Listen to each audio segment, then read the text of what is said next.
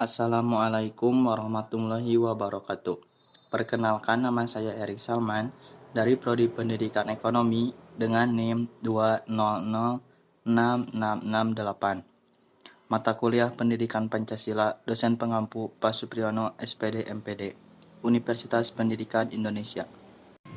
Di sini saya akan berbagi pengetahuan tentang apa yang saya dapatkan di pertemuan 11 mata kuliah Pendidikan Pancasila.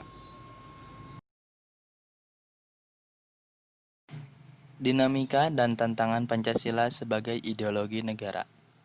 Dinamika Pancasila sebagai ideologi negara dalam sejarah bangsa Indonesia memperlihatkan adanya pasang surut dalam pelaksanaan nilai-nilai Pancasila.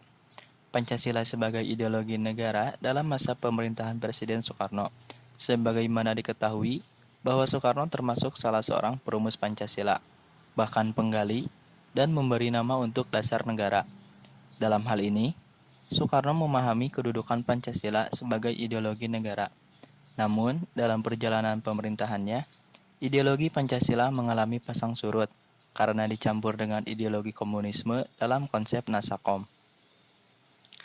Pancasila sebagai ideologi dalam masa pemerintahan Presiden Soeharto diletakkan pada kedudukan yang sangat kuat, yaitu melalui TAP MPR nomor 2 1978 tentang permasyarakatan P4. Pada masa Soeharto ini pula, ideologi Pancasila menjadi asas tunggal bagi semua organisasi politik dan organisasi masyarakat. Pada era reformasi, Pancasila sebagai ideologi negara mengalami pasang surut dengan ditandai beberapa hal, seperti enggannya para penyelenggara negara mewacanakan tentang Pancasila, bahkan berujung pada hilangnya Pancasila dari kurikulum nasional. Meskipun pada akhirnya timbul kesadaran penyelenggara negara tentang pentingnya pendidikan Pancasila di perguruan tinggi.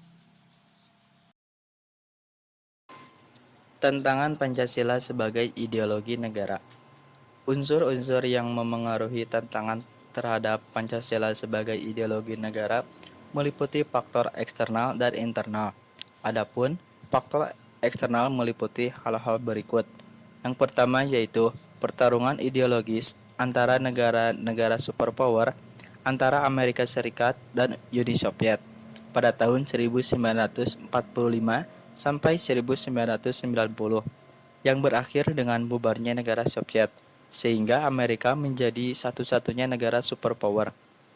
Yang kedua yaitu menguatnya isu kebudayaan global yang ditandai dengan masuknya berbagai ideologi asing dalam kehidupan berbangsa dan bernegara karena keterbukaan informasi. Yang ketiga yaitu meningkatnya kebutuhan dunia sebagai akibat pertambahan penduduk dan kemajuan teknologi sehingga terjadi eksploitasi terhadap sumber daya alam secara masif. Dampak konkretnya adalah kerusakan lingkungan seperti banjir dan kebakaran hutan. Adapun faktor internal meliputi hal-hal sebagai berikut.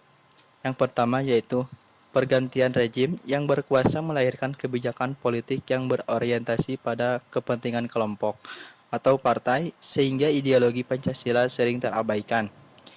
Dan yang kedua yaitu penyalahgunaan kekuasaan atau korupsi mengakibatkan rendahnya kepercayaan masyarakat terhadap rejim yang berkuasa, sehingga kepercayaan terhadap ideologi menurun drastis.